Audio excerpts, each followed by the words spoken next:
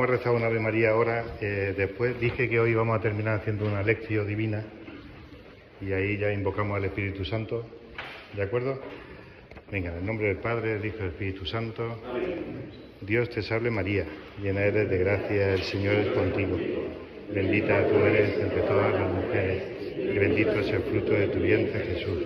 Santa María, Madre de Dios, ruega por nosotros los pecadores, ahora y en la hora de nuestra muerte. Amén.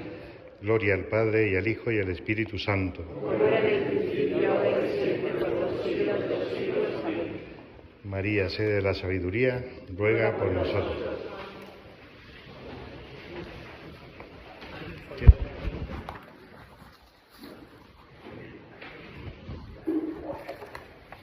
Bueno,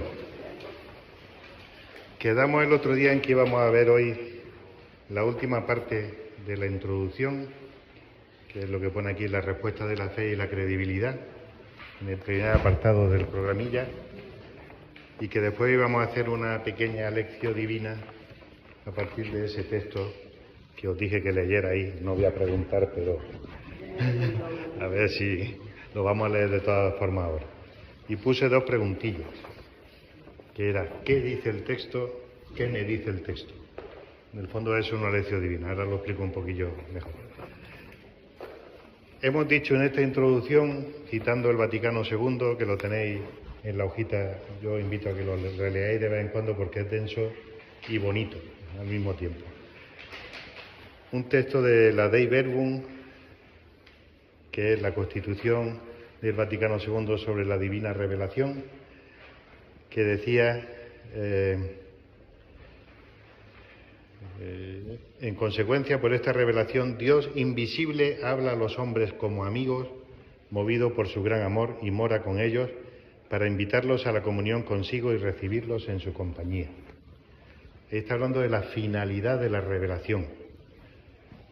Dijimos, ¿cómo podíamos definir la revelación? La revelación es la automanifestación de Dios para la salvación del hombre. ¿Y cuál es la salvación del hombre? Entrar en la comunión con Dios. La salvación no es, como a veces dicen algunos grupos cristianos o pseudo-cristianos, que estaremos en una creación ya sin sufrimiento, sin dolor, pero por ahí pastando en unos bosques preciosos y magníficos. Pues no. El cielo nuevo y la tierra nueva es que todo lo que vivamos se viva desde el amor y en comunión con Dios y con los hermanos. Y eso es lo que hace nuevo todo, ¿vale? Por eso San Pablo dice que las tres virtudes teologales empezamos a vivirlas aquí en la tierra, pero la caridad permanece, las demás terminarán. La fe terminará cuando veamos a Dios. La esperanza terminará cuando poseamos a Dios. Pero la caridad no pasa nunca, porque es la comunión con Dios. Y eso es el cielo, ¿vale? Es decir, Dios se revela para indicarnos el camino a la salvación. Sabemos cuál es la meta, pero hay que responder, porque Dios no nos trata, como también hemos dicho, como marionetas. La revelación no es que Dios desde arriba nos maneja y va llevando nuestro hilo y nosotros estamos aquí, aunque pensemos que somos libres, no lo somos, no, lo somos. Y de hecho todos tenemos experiencia, todos tenemos experiencia, por lo menos yo, de confesarnos con frecuencia. Lo cual quiere decir que como mínimo podemos decirle no a Dios en cosas pequeñas y en cosas grandes. Eso quiere decir que somos libres, ¿de acuerdo? Dios no nos determina, no nos obliga a quererle. Pero ha dicho algo que es importante. O sea, ¿cuál es la respuesta del hombre a la revelación? La fe. La fe. Lo voy a poner con el dibujito típico, es que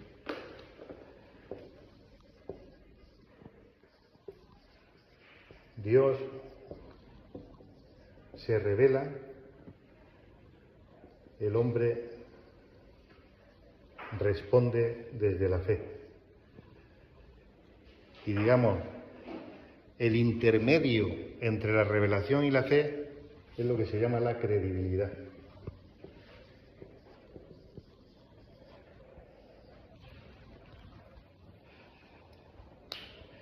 ¿Qué es la credibilidad? La credibilidad, diciéndolo en plan sencillo, son los motivos que tenemos para creer. Hay una fe que solemos llamar ciega, que esa no es la nuestra. La Iglesia Católica no habla de una fe ciega, habla de una fe oscura, que es distinto. Pero decimos oscura, pero cierta. Cierta. El ejemplo de mi sobrino que he puesto 500 veces, que no llegaba donde estaba la chucha y me buscaba a mí y tiraba de mí, y a oscuras por el pasillo se fiaba de mí. Estaba cierto de que íbamos a llegar y no le íbamos a pegar un testarazo por el camino. ¿Por qué? Porque iba con su tito agarrado. ¿Cuáles son los motivos que tenemos para creer? ¿Por qué nuestra fe es creíble? Mi amigo Pascal, al que le dediqué varios años de mi vida y que tengo que rentabilizar de vez en cuando, decía, si solo tuviéramos razones, no sería fe. Pero si no tuviéramos razones, sería absurda. Y tenemos que hacer el esfuerzo de preguntarnos por qué creo yo. O sea, ¿qué motivos tengo para creer? Y hay motivos, digamos, racionales, metafísicos, a través de la creación y a través del propio ser humano. Es decir, en la creación vemos la huella del Creador.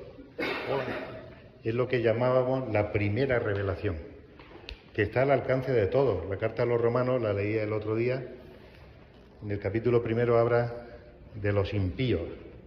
Y dice, y no tienen excusa, porque es verdad que no han recibido la ley y los profetas como el pueblo judío, pero han recibido la creación. Y pudiendo adorar al Creador, han adorado, dice San Pablo, a obras hechas por sus manos. A toros de oro, a imágenes, tal, construidas por ellos y les dan el valor de Dios. Eso es lo que se llama idolatría. ¿Vale?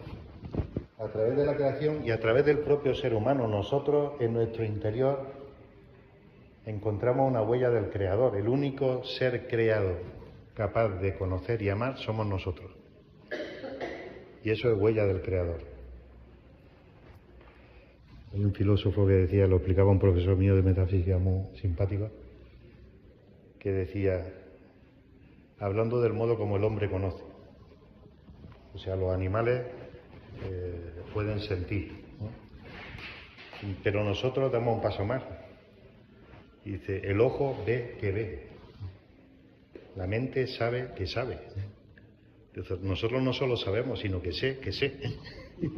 O sea, puedo reflexionar sobre mí mismo y sobre los actos que estoy haciendo. Y eso ya es imagen del Creador. La única criatura que tiene autorreflexión somos nosotros, que tenemos conciencia de nosotros mismos, ¿vale? Y en esa conciencia descubrimos nuestros deseos. Los deseos no son malos. Muchas veces pensamos que ser cristiano hay que matar los afectos. Está el extremo cristiano, el extremo contrario, que es solo afecto. Entonces nos dislocamos, estamos todos los días de bote en bote, ¿no? No es eso, pero los afectos nos están diciendo dónde están puestos nuestros amores, cuáles son nuestros deseos, qué es lo que busco yo en la vida. Y en el fondo de todos nuestros afectos hay un deseo de felicidad.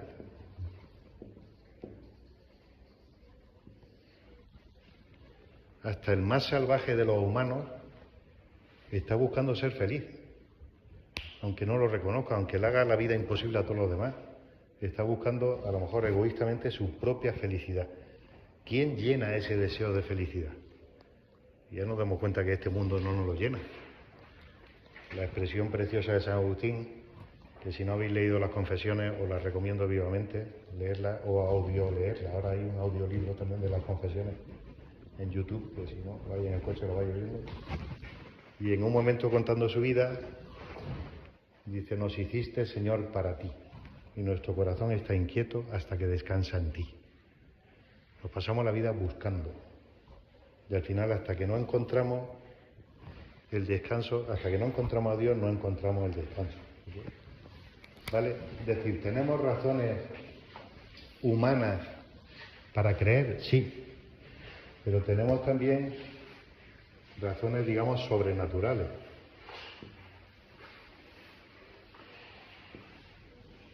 Que es lo que hemos dicho, la revelación y lo que se llama la coherencia interna de la revelación.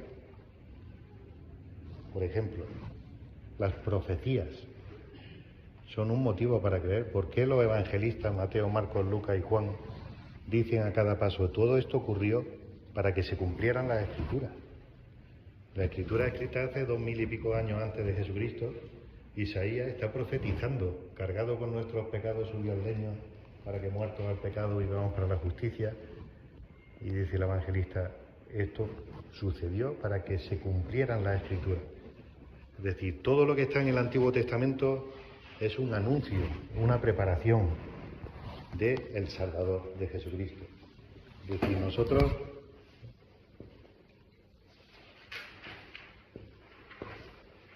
la coherencia interna de la revelación. Hay vídeos por ahí que a mí me saltan de vez en cuando de revelaciones a judíos o algo así, de un cristiano que va haciendo preguntas a judíos, a rabinos judíos en la actualidad, y les pone textos de profetas. Y les pregunta, a ver, ¿este texto de quién cree usted que es? A un rabino. Y le lee Isaías. Estos textos que he dicho yo, los cánticos del siervo, de Yahvé que se llaman. Dicen, bueno, eso es de Jesucristo, eso no es nuestro, eso es de...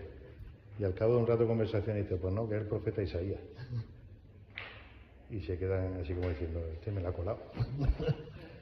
Porque si uno se lee bien el profeta Miqueas, que anuncia la entrada en Jerusalén, se lee bien a Oseas, que anuncia que el Señor nos va a salvar a través de un desposorio, con amor eterno que amé. El que se lee a Isaías, el que se lee el libro de Job, y luego mira al crucificado, dice, a ver, aquí hay algo que está conectado, ¿no? Es decir, hay una preparación preciosa, que los milagros son otro signo de credibilidad. Los milagros entendidos no como un curandero, sino como hechos maravillosos que manifiestan la presencia de Dios en medio de nosotros. Los milagros manifiestan que Jesús es el Hijo de Dios. Y pone ejemplos, cuando cura al paralítico que le cuelgan por el tejado y dice, tus pecados quedan perdonados. Y los que estaban allí dicen, pero ¿cómo puede perdonar pecados? Si solo Dios puede perdonar pecados. Para que veáis que el Hijo del Hombre tiene poder en la tierra para perdonar pecados, de otra manera de decir, para que veáis que yo soy Dios y puedo perdonarle los pecados a este hombre, a ti te lo digo, levántate, coge tu camilla y vete a tu casa. Es decir, el signo, el milagro, no es por el simple hecho de curar a ese hombre, sino para que los demás creyeran. Cuando resucita Lázaro, que ya llevaba varios días muerto, hace una oración al Padre, no te ruego por mí, te ruego por ellos, para que ellos crean.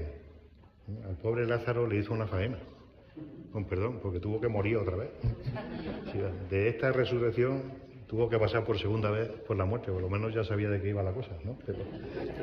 Pero ¿por qué lo hizo? Para que crean, o sea, para que viendo crean, ¿no? Ahora, esta credibilidad... Eso ocurre en el Antiguo Testamento también. Sí, claro que hay. A partir de Jesús parece que hay más. No, los milagros manifiestan la presencia de Dios. O sea, todo milagro, si realmente es un milagro, es una manifestación de Dios.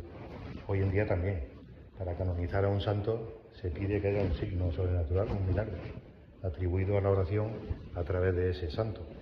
Y el milagro no lo ha hecho el santo, lo ha hecho Dios, a través de esa persona, ¿vale? Es decir, nosotros creemos en los milagros, pero creemos que los milagros son signos. Es decir, no para crear una iglesia, digamos, curandera, sino que esos milagros apuntan a Dios para que creamos. Al final, todos los milagros son para nuestra salvación, ¿no? Y todo lo que Dios hace es para nuestra salvación. Ahora, en la credibilidad hay importante la libertad. La libertad. ¿Y cuál es, al final, el motivo fundamental de nuestra fe? Junto con todo, uno puede tener muchas razones. Y de hecho, si intentáis convencer a algún amigo solo con razones, normalmente os dará razones en contra. ti te han comido el coco, yo no me creo nada, esto es mentira. Vuelvo a mi amigo Pascal. Hay un argumento que se llama el argumento de la apuesta, que normalmente se cita como si fuera un argumento para demostrar la existencia de Dios, que no lo es. Resulta que Pascal era un tío curioso. O sea, sabía muchas matemáticas y en la primera etapa de su vida las utilizaba mal, porque las utilizaba para hacer apuestas. De hecho, era un vicioso de las cartas. Lo dice, lo cuenta él. Y tenía una panda de amigos que se basaban la vida apostando en las cartas. Un amigo le escribe una carta, porque estaba siempre enfermo, y le dice: hazme el cálculo de cuánto tengo que apostar para ganar seguro. Y al tío se inventa el cálculo de probabilidades, que hoy en día utilizamos en matemáticas, en informática, pero fue todo por eso. Bueno, pues cuando se convierte le escribe un argumento a sus amigos. Y le dice: haceros a la idea que apostáis todo a que Dios existe. Apostarlo todo. Si ganáis, habéis ganado todo. Y si perdéis, no habéis perdido nada. Pero como ve que no se convierten, dice una frase que es memorable. Dice: por lo menos reconocerme que si no creéis no es por falta de argumentos, sino porque no queréis salir de vuestras pasiones. Amigo, ¿por qué muchas veces no creemos? ¿Por qué no queremos? Porque estamos gustitos en nuestra vida, o porque nos atrae más nuestra vida que la vida que me está ofreciendo Dios, porque no queréis salir de vuestras pasiones, de vuestros pecados, ¿no? Es decir, para tener fe hay que ser libre. Dios nos obliga a creer. De hecho, y con esto remato esta parte, ¿cuál es el argumento principal para creer? El amor. En el fondo, creemos porque amamos. Esto no es mío, esto es de un santo, San John Henry Newman. Creemos porque amamos. Creemos porque amamos. Es decir, el amor hace creíble toda la Escritura, hace creíble toda la revelación, hace creíble todos los milagros, hace creíble cualquier signo que Dios puede hacer en mi vida. De hecho, hubo muchos que vieron milagros y no creyeron, porque no querían creer, no querían acoger la salvación que traía Jesucristo. ¿Y eso qué quiere decir? Pues que sin encuentro real con Jesucristo no hay fe. Benedicto XVI, Deus Caritas número 1. No se empieza a ser cristiano por una ideología, sino por el encuentro personal con Cristo. Por tanto, ¿qué es la fe? Encuentro.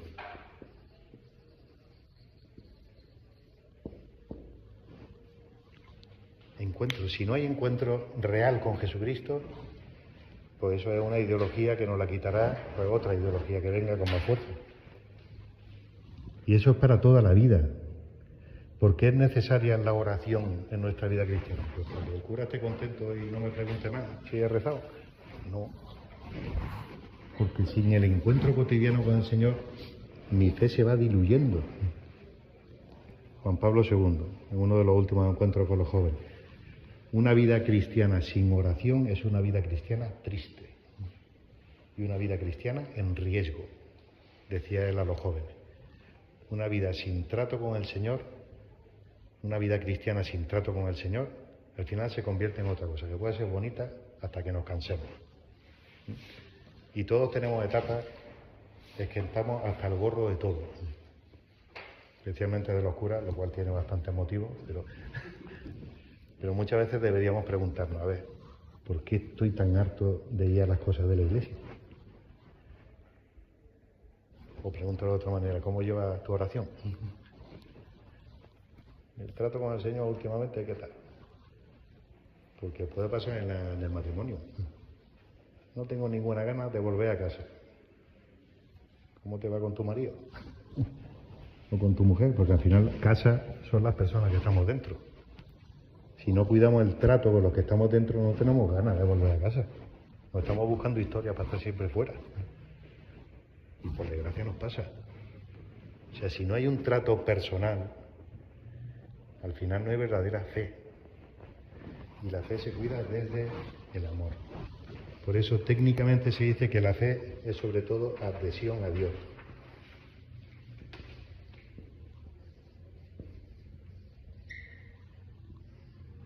Comunión con Dios.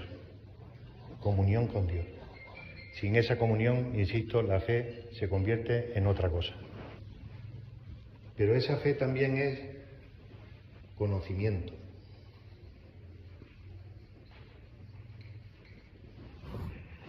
Un conocimiento, digamos, que es superior, pero que no anula nuestro conocimiento racional. Nosotros somos católicos, decía un profesor, por la conjunción copulativa y. Eso que tiene que ver con ser católico. Los protestantes dicen la sola gracia, la sola fe, la sola escritura. Nosotros decimos gracia y libertad. Y libertad. Razón y fe. Escritura y tradición. Es decir, Lutero niega cualquier colaboración del ser humano con Dios.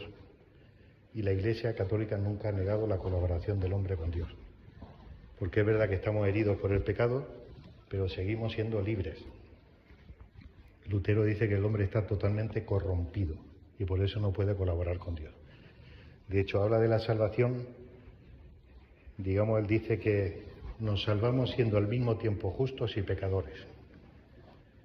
Pero nos salva porque Dios no mira nuestros pecados, sino que mira los méritos de Cristo. Yo en clase, los seminaristas les decía algo así, como cuando un niño llega borracho a su casa y su padre dice, anda, pasa que no quiero ni verte. La cuela por no hinchar la pala, ¿no? Pero es que Dios no nos salva así. Dios nos salva haciéndonos santos. No de cualquier manera. Dándonos su misma vida, santificándonos, haciéndonos como Él. Bueno, por eso el conocimiento de la fe no anula la razón. Por eso a veces decimos, bueno, yo no voy a estudiar mucho porque si no voy a complicar mi fe. Pues no, al revés. Si tienes fe, lo que tienes que hacer es estudiar y profundizar más, pero desde la fe, no desde tu poder, desde tus cualidades, ¿no? Si para creer tengo que quitarme la razón, eso está mal. Eso está mal. Incluso para argumentar a los demás. Hay un libro de teología que lo tengo yo subrayado, de teología fundamental, que le puse en la imagen, pues no estoy de acuerdo. Que dice, para argumentar con los ateos, tenemos que argumentar como si no tuviéramos fe. Digo, ¿cómo? Que es una tentación que tenemos. Voy a disimular como si no tuviera fe. Si no le vas a argumentar poniéndolo a rezar el rosario el primer día. No. ¿Pero es que la fe te ha hecho tonto o qué? No, la fe te ha dado más luz para argumentar. Es como el que sabe el camino al Veleta y lleva a otro amigo al Veleta y va disimulando como si no sabe llegar al Veleta. Pero si yo seguirme. ¿No? Pues desde arriba nosotros podemos ver muchas más cosas que otros no ven, la finalidad de nuestra vida. ¿Por qué tenemos inquietudes en el corazón? ¿Cuál es el sentido verdadero del amor? O sea, todas esas cosas que en el fondo son las cosas fundamentales, nosotros las sabemos, porque Cristo nos las ha revelado con su vida y con lo que nos ha dado, ¿no? Y la fe es sobre todo un don. Don. Ahora veremos en el texto este, la fe es conocimiento de lo que no se ve, de lo que no se ve. Es decir, la fe es un camino de oscuridad y lo vivimos todos los días. Muchas veces nos gustaría tener mucha más claridad, por eso tenemos que discernir, porque no tenemos claridad de las cosas, pero sí tenemos luz para ir descubriendo qué es lo que me dice el Señor. Pero sobre todo la fe es un don, un regalo de Dios. Uno no se construye la fe a base de argumentos, como he dicho antes. Si solo tuviéramos razones no sería fe. ¿Y qué significa que es un don? Pues que Dios nos lo da a través de otras mediaciones. Si nosotros estamos aquí, no es por méritos nuestros, porque había unos padres que nos han educado, unos catequistas que nos soportaron en catequesis, unos rectores de seminario que me soportaron en el seminario. Pues ya está. que se han ido fiando de nosotros, que nos han ido dando, que han ido cultivando, y por eso estamos aquí y tenemos fe. ¿Y qué significa que es un don? Que tenemos que cuidarlo. Los regalos hay que cuidarlos. No sé si a vosotros os pasa como le pasaba a mi sobrino. Yo llegué a un momento en que dejé de hacerle regalos a los sobrinos. Ya solo les regalo cuando entran en la universidad. Si entran. Y bueno, ya le hago un regalillo un poco más grande que cuando eran pequeños, pero cuando eran pequeños hacía un regalo, pasaban de ti y se van con el regalo. Y yo dame un beso por lo menos, ¿no? Y nos pasa a nosotros, recibimos los dones y nos olvidamos del que nos ha dado el don. Y ya pensamos que somos propietarios, ¿no? El don hay que cuidarlo. Y hay que cuidarlo sobre todo en la relación. Sí. ¿Cómo? ¿Hay una decisión? No puede ser una decisión. Sí, pero unido al don.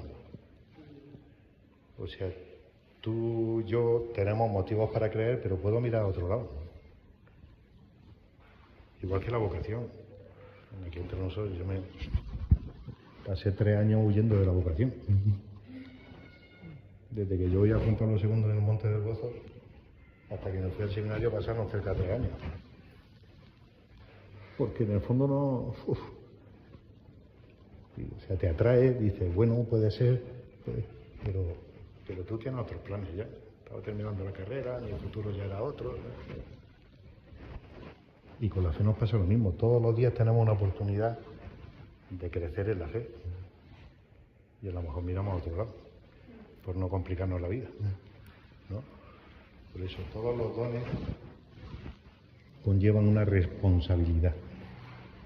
Todos los dones son una responsabilidad, ¿vale? ¿Cuál es nuestra responsabilidad? Cuidarla en el encuentro personal y en el encuentro eclesial.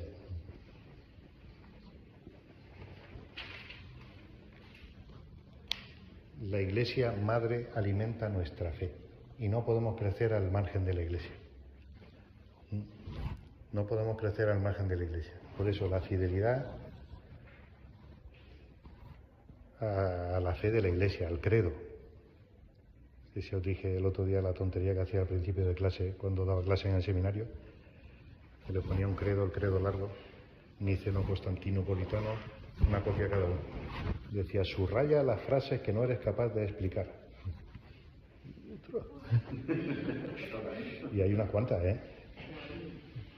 ¿Quién puede explicar de la misma naturaleza del Padre? Y si te lo pone en griego, homoousion to patri, digo. U otras, ¿no? Creador de lo visible y de lo invisible. Estás poniendo... Bueno, a lo mejor sí sabemos explicarlo, pero a veces entramos en dudas, ¿no? Y es la Iglesia la que me tiene que enseñar, no mi opinión. O sea, yo debo tener una opinión, y si uno es maduro, tiene su opinión. Pero mi opinión, ¿quién me la crea? ¿El mundo? ¿Quién me la crea? ¿El móvil? ¿Todo el mundo cascando como loco a favor de uno o de otro? No, tiene que crear la Iglesia en comunión. El Papa, los obispos, el magisterio, la tradición de la Iglesia, la liturgia, el año litúrgico. O sea, todo lo que vivimos en la Iglesia alimenta nuestra fe.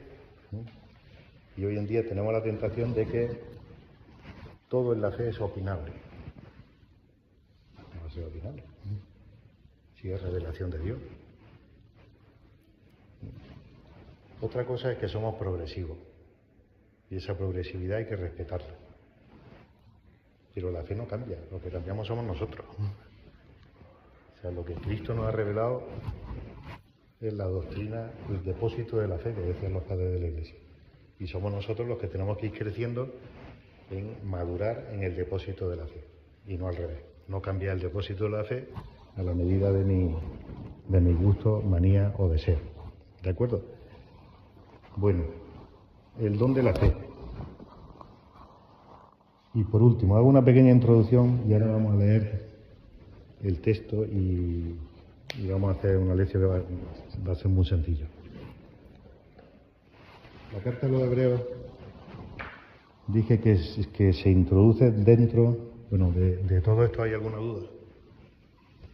¿O hay tantas dudas que no atrevéis a preguntar ninguna?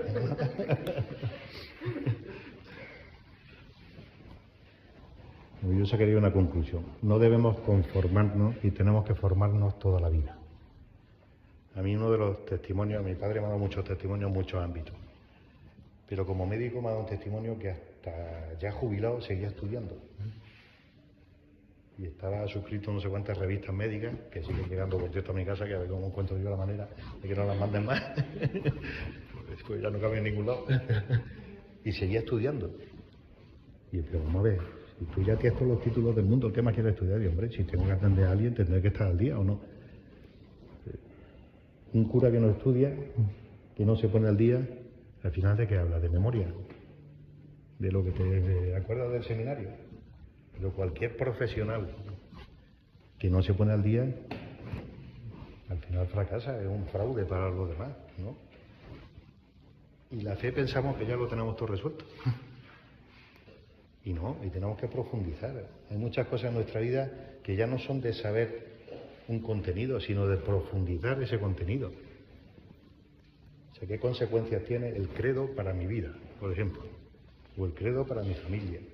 O tal doctrina de moral que dice la Iglesia. O todo lo que podemos y debemos seguir profundizando, ¿vale? Por eso la consecuencia, seguir formándonos desde el amor. El que ama quiere conocer más y no se conforma. La carta a los hebreos. Dije de broma que hoy en día se dice que es la carta de las 3 mentiras. Porque se dice que no es una carta, que no es de San Pablo y que no es a los hebreos.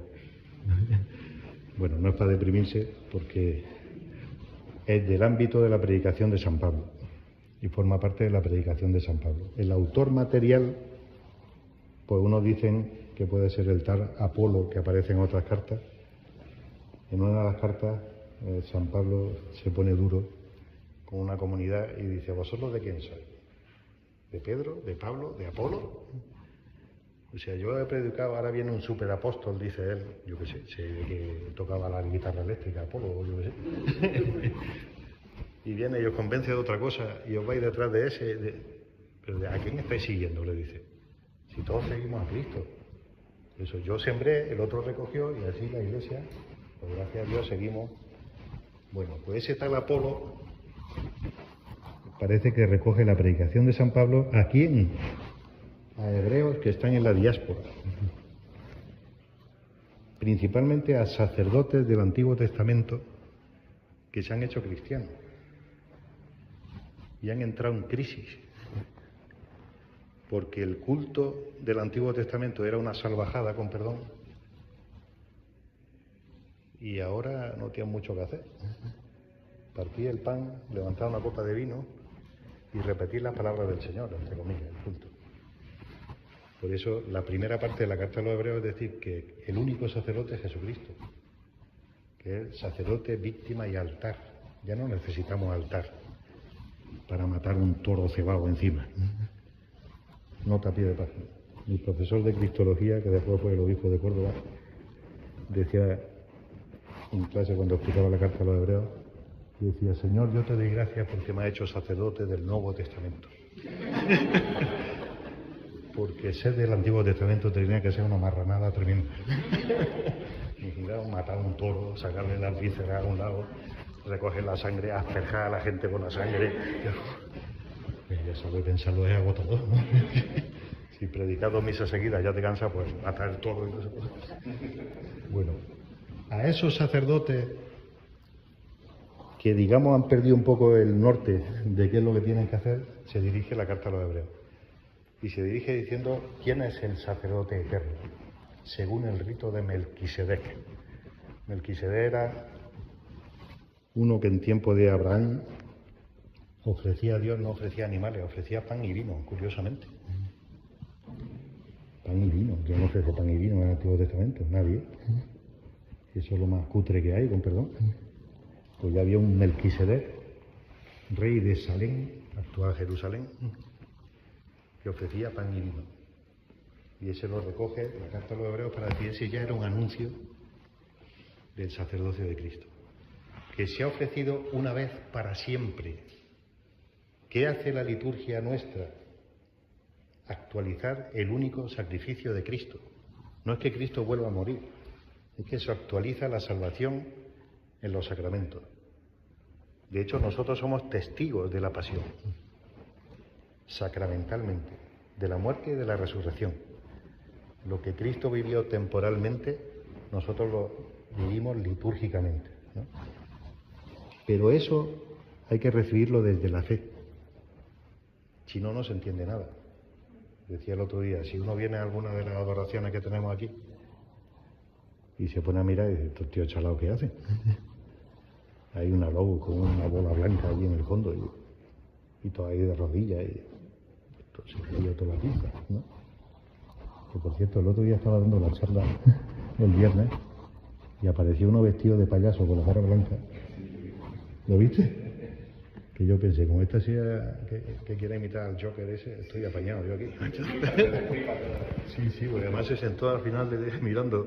Y yo lo miraba y como se mueva salgo corriendo. Se ve que se aburrió y se fue y digo, menos mal, macho. Esto ha sido una... Sí, se ve que había una fiesta de algo y esta otra vez que había ahí, pero... Bueno, vamos a leer el texto y, a ver, me voy a sentar yo aquí, no hace falta que nos movamos porque si no, vamos a hacer aquí un guirigay, pero la lección divina es una manera de leer la Escritura desde la fe y para aplicarlo a la vida. Hay varias, digamos, grados de lectura de la Escritura. Está el grado de leer lo que se llama la lectura literal. ¿Qué dice el texto? Que es el primero que hay que hacer. ¿Cuál es el problema? Que muchas veces hacemos el segundo sin hacer el primero. No ha habido muchas reuniones que empezamos diciendo, a ver, ¿qué te ha dicho a ti el texto? Espérate, esa es la consecuencia. Pues primero, a ver, ¿qué ha dicho? Pues si no, al final cada uno decimos lo que queremos, porque nos conviene o porque nos molesta algo esta semana o lo que sea. Lectura literal. Pero la Iglesia siempre ha hecho desde el principio una lectura espiritual o alegórica. Es decir, pasar de la letra a la aplicación a mi vida, a esta situación que estamos viviendo, a esta comunidad. ¿Qué nos dice a nosotros esta palabra? Porque la palabra siempre es actual. De hecho, los padres de la Iglesia tienen tanta libertad. Hay uno, Gregorio de Nisa, San Gregorio de Nisa, que tiene un libro que se llama La vida de Moisés. Y uno empieza a leérselo y dice, bueno, será una biografía de Moisés, y que va. Es una explicación de la vida cristiana a partir de la vida de Moisés. Que es precioso, la recomiendo para leer en Cuaresma, porque es el recorrido de la Cuaresma. Y es comparando los pasos de la vida de Moisés, como deben ser los pasos de la vida cristiana, hasta llegar a la tierra prometida, ¿no? Esa es la lectura alegórica, que no va en contra del sentido literal, pero digamos no se atiene solo al sentido literal. Y luego en el sentido literal se dice que hay que leer el texto en su contexto. Es decir, hay textos que se pueden sacar de quicio y deformamos el sentido. Hay un salmo que dice que Dios no existe. Dice, anda, hasta la Biblia dice que Dios no existe. Y el telón bonito dice el necio para sí, Dios no existe. Así sacas la segunda frase y dice, es verdad que dice que Dios no existe. Pero lo está llamando tontos a los que dicen eso, ¿no? Bueno, hay que leer el texto. ¿En qué circunstancias Jesucristo cambió el agua en vino en la boda de Caná? Porque tiene un sentido el contexto de lo que está viviendo, ¿no? ¿En qué circunstancias San Pablo predica a los tesalonicenses? Pues están todos desesperados y han perdido la fe en la resurrección. ¿En qué circunstancias le da sentido a lo que estamos leyendo, ¿vale? El contexto de la carta a los hebreos es lo que yo he dicho, un pueblo judío que está en la diáspora, están siendo perseguidos y han perdido, digamos, como su identidad en la celebración, en los rezos, y ahora qué hacemos, ¿no? Y San Pablo, bueno, la primera comunidad recuerda lo que es. A ver, ¿quién se atreve a leer ese texto? Sí, del 1.3 y luego del 38 al 40. La fe es fundamento de lo que se espera y garantía de lo que no se ve. Por ella son recordados los antiguos. Por la fe, sabemos que el universo fue configurado por la palabra de Dios, de manera que lo visible procede de lo invisible. Vale, y ahora pasamos Paso 28. 38. El mundo no era digno de ellos, vagabundos por desiertos y montañas, por grutas y cavernas de la tierra. Y todos estos, aun acreditados por su fe, no consiguieron lo prometido, porque Dios tenía preparado algo mejor a favor nuestro, para que ellos no llegaran sin nosotros a la perfección. Muy bien. Ahora vamos a invocar al Espíritu Santo. Y le vamos a pedir que nos haga entender este texto para vivirlo en nuestra vida y para sacar consecuencias para nuestra comunidad, para nuestra familia, para nuestra vida real. Ven, Espíritu Santo, llena los corazones de tus fieles, enciende en ellos el fuego de tu amor. Envía, Señor, tu Espíritu y todo será creado, y renovarás la faz de la tierra. Muy bien, y ahora vamos a hacer lo que se llama la conversación en el Espíritu. Y es que vamos a dejar un minutillo de silencio para que cada uno lea el texto. ¿Lo tenéis por ahí o no? O lo revolváis en la cabeza lo que acordáis del texto, ¿vale? Si queréis, lo podéis buscar en el móvil también.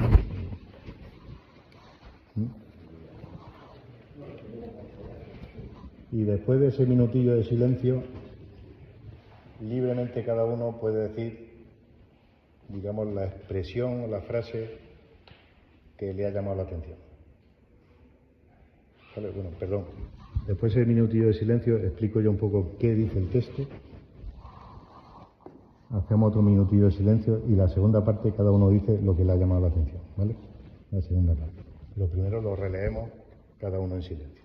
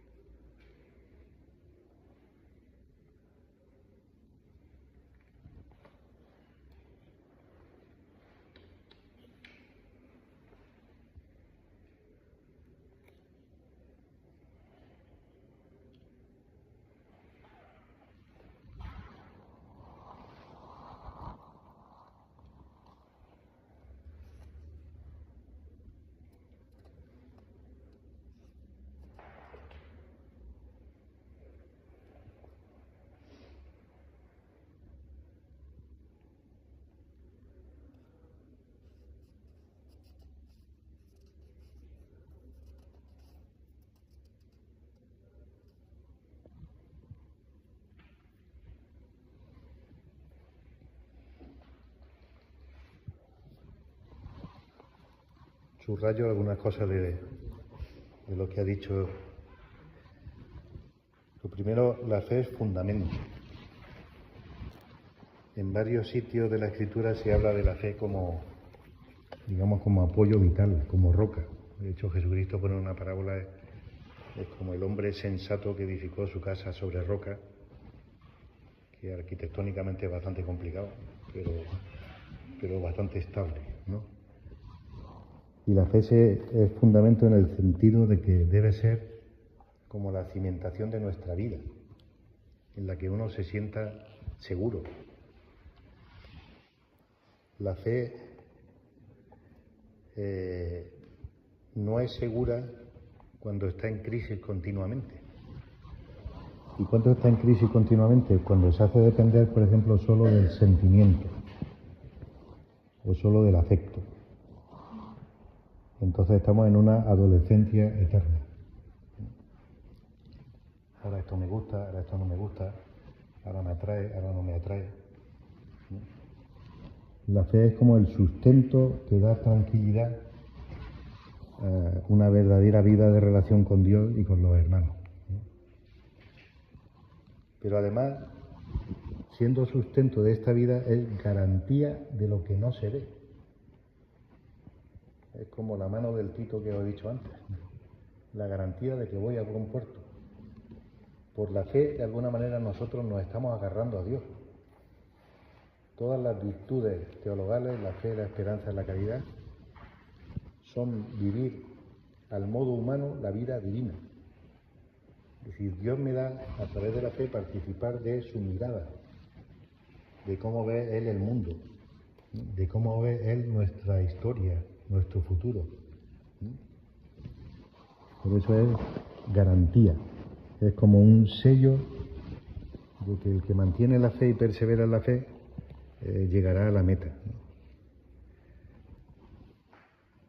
Por la fe creemos y sabemos, si os fijáis repite varias veces, no solo creemos, la palabra creemos puede tener cierto rasgo de duda, pero dice, por la fe sabemos que el universo fue creado por Dios. Por la fe sabemos que todos estos personajes fueron elegidos por Él.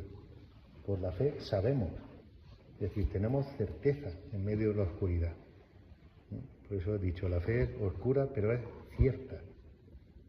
Es cierta. Y esa certeza es la que da tranquilidad a nuestro corazón. Nuestro corazón, nuestro conocimiento está buscando hasta que tiene certezas de las cosas. Lo contrario de la certeza es la duda. Y las dudas no son malas si se afrontan y se resuelven. Son malas si se dejan meter en el corazón y te crean siempre la inquietud o la tensión de que no es verdad lo que estás viviendo, ¿no? Por eso, si alguien tiene dudas, no es malo. Dios puede permitir las dudas en nuestra vida para crecer, para afrontarlas. Bueno, después hace un recorrido por la historia de la salvación, los patriarcas, los profetas, por la fe Moisés fue rescatado del agua, por la fe el pueblo de Israel salió de Egipto, por la fe los macabeos que estamos escuchando en estos días lucharon contra aquellos, y dice, el mundo no era digno de ellos, de todos estos personajes. Es decir, ¿hacia dónde los llevaba la fe? El mundo no era digno de ellos, vagabundos por desiertos y montañas, por grutas y cavernas de la tierra. Es decir, todos estos han sido peregrinos, buscando una meta. Y dice, y todo esto, aún acreditados por su fe, no consiguieron lo prometido, porque lo prometido se nos ha dado a nosotros. Recordad que está hablando a judíos que están en duda de si han hecho bien y han dejado o no la religión judía. Y está diciendo, todo esto que vosotros contempláis en la Escritura, que los tenéis como héroes de la historia de la salvación, no alcanzaron lo prometido. Lo prometido se nos ha dado a nosotros. Y lo prometido es Jesucristo. Por eso, todo esto no consiguieron lo prometido, porque Dios tenía preparado algo mejor a favor nuestro, para que ellos no llegaran sin nosotros a la perfección. Es decir, ellos han llegado al cielo, sí, pero con nosotros. Sí, pero por Jesucristo. Sí, pero no por el camino que recorrieron, sino porque ese camino fue preparación para acoger a Jesucristo. ¿De acuerdo? El único Salvador es Jesucristo. También de los santos que decimos del Antiguo Testamento. ¿Vale? Pero el único Salvador es Jesucristo. Y eso es lo que celebramos el Sábado Santo. El Sábado Santo no es el día en que no se celebra nada. Se celebra el silencio de Dios que ha bajado ad infero a rescatar a todos los justos que esperan la salvación. Ha bajado al Sheol, al lugar de los muertos, y ha abierto la posibilidad de que toda la humanidad de toda la historia pueda conocer a Jesucristo. ¿Vale? El silencio del Sábado Santo es eso, el silencio del sepulcro que ha querido compartirlo Dios para rescatar a todos los que han pasado por el sepulcro. ¿Vale? Pues dejamos medio minutillo de silencio y después decimos cada uno lo que le ha llamado la atención. No se trata ahora de discutir entre nosotros ni de decir, a mí me gusta esto, y otro dice, pues a mí no me gusta porque eso que has dicho no. O sea, cada uno dice con libertad y los demás acogemos lo que el Señor nos pueda decir a través del otro.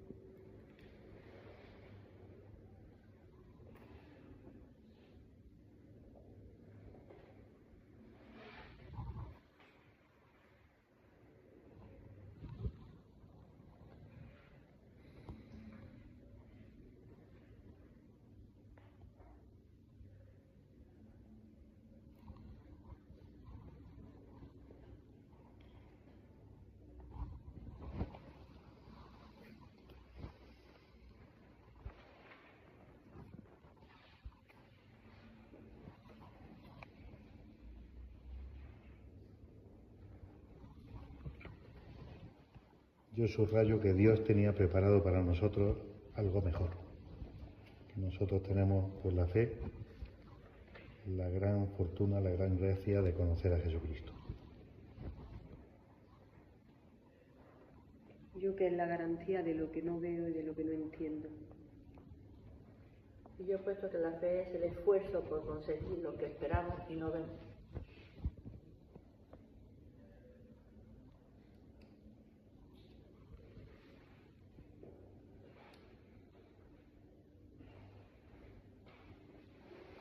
Yo he puesto el tema de que es fundamento de lo que se espera, de que esperas de tener la tranquilidad de que por mucho miedo o incertidumbre que tengas en que ahí, lo que te va a pasar va a ser lo mejor para ti.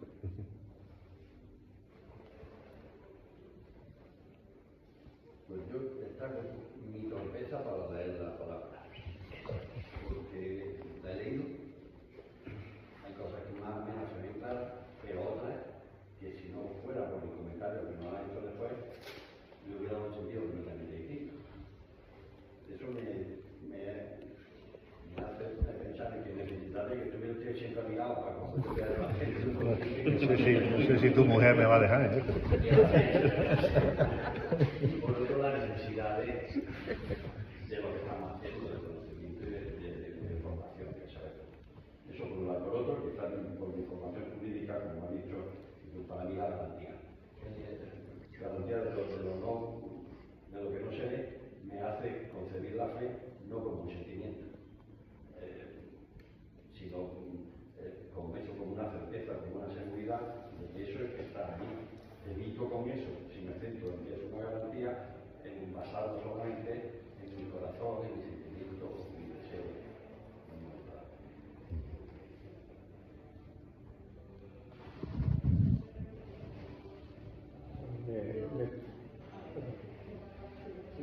Me transmite que la idea de que la fe era un vínculo que desde un principio estaba ahí entre lo visible y lo invisible, la creación del universo, la propia creación, ¿no? Y que ese vínculo pues se perfecciona con Jesucristo, en el sentido que une cielo y tierra, y esa perfección supone que todos podemos, que lo hemos oído muchas veces, ¿no? que Jesús nos abre la puerta del cielo, ¿no? Como la pintura que hay en la iglesia de la Magdalena, ¿no? Me parece que es como esa apertura, ¿no? de Jesús que nos abre el cielo a todos. Entonces, pues ese vínculo me resulta muy entrañable, la existencia de ese vínculo desde un principio, que es la fe, la posibilidad de hacer el vínculo de la relación de lo visible con lo invisible, ¿no? De la interconexión de ese vínculo inseparable, ¿no? bueno, que a lo largo de la historia se ha visto, ¿no? La historia de la salvación, del Antiguo Testamento, del Nuevo Testamento, que es la perfección en la que Jesús nos permite esa conexión plena, ¿no? De lo visible con lo invisible.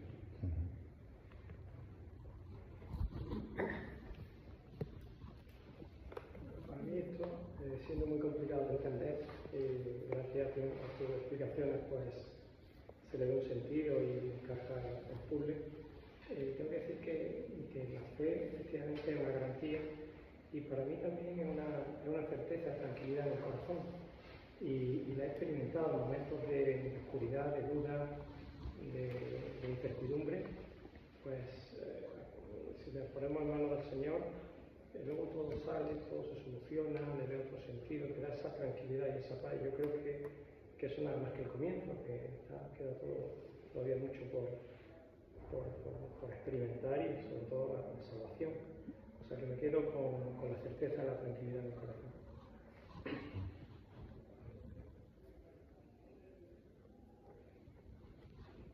Pues yo lo que quería decir es que además de lo complicado que es, o sea, yo necesito ver, tocar para poder creer, pero veo la fe como un encuentro personal con Cristo. Para mí significa un encuentro personal, porque no lo puedo ver, no lo puedo tocar, pero sí lo puedo sentir.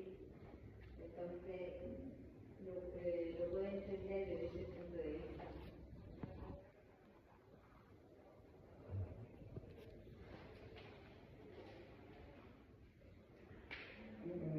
Para mí este texto, pues me he leído toda la historia de la salvación y yo creo que lo que nos viene a decir es que el camino realmente, igual que decía el camino que han recorrido todos ellos, ¿no? A lo largo de la historia de la salvación no es lo importante, sino que lo importante es hacia dónde van. Y realmente tiene sentido caminar hacia dónde van si llevas la fe, porque es la única manera de agradar a Dios. Por mucho que hagas en este mundo, no tendrá sentido si no tienes fe. Y por mucho que camines, si no tienes esa meta, pues tampoco tiene sentido. Entonces yo creo que no es lo importante el camino, sino que vayas hacia él. Que lleguemos a la meta. A mí lo que me choca es ese momento que todos ellos recorren un camino, desierto, montaña y todo, y a pesar de estar acreditados por su fe, no consiguieron lo prometido. O sea, es algo que parece duro. Vieron, pues, de alguna manera defraudados, porque se le había prometido algo que no consiguieron a pesar de todos los sufrimientos que tuvieron.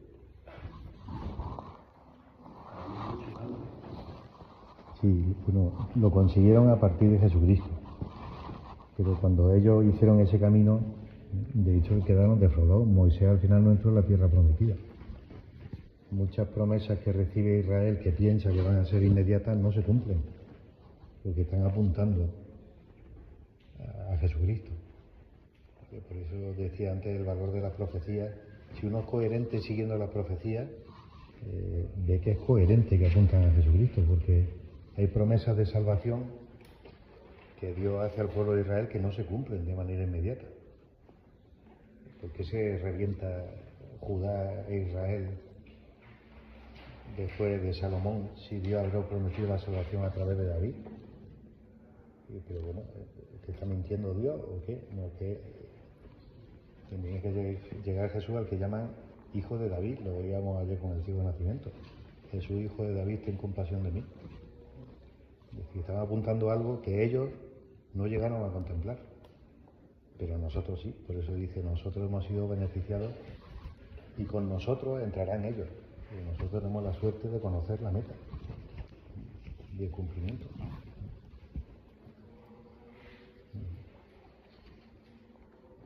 Para mí la fe ha sido, se delimita, pues, he tenido siempre una enfermedad, bueno, ansiedad crónica y depresión, y era la búsqueda constante de Dios, y bueno, era buscar a Jesucristo y decir, bueno, pues en el colegio,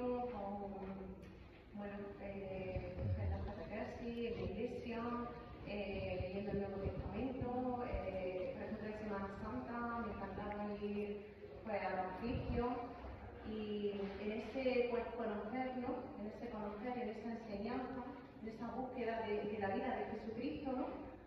Pues de cómo perdona los pecados a una samaritana, por ejemplo, ¿no? Pues yo me veo ahí y digo, ojo, encuentro ese perdón también en mí y digo, madre mía, esto es la fe, ¿no?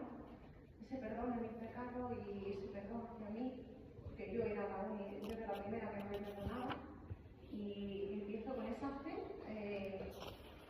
a sentir una paz interior alucinante. Cada día mi crisis de ansiedad y de pánico pues se iban reduciendo, porque yo sentía ese perdón también de Jesucristo, y para mí la fe pues ha sido eso, primero conocer a Jesucristo, conocer su historia, entrar en él poquito a poco. Él me ha dado ese discernimiento, me ha perdonado, y ya una vez que estoy ahí digo, descanso en ti ahora mismo digo. Fundamento de lo que no se ve. Fundamento de lo que no se ve.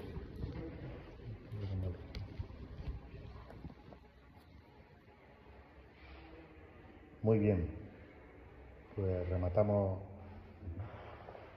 rezando gloria al Padre y al Hijo y al Espíritu Santo.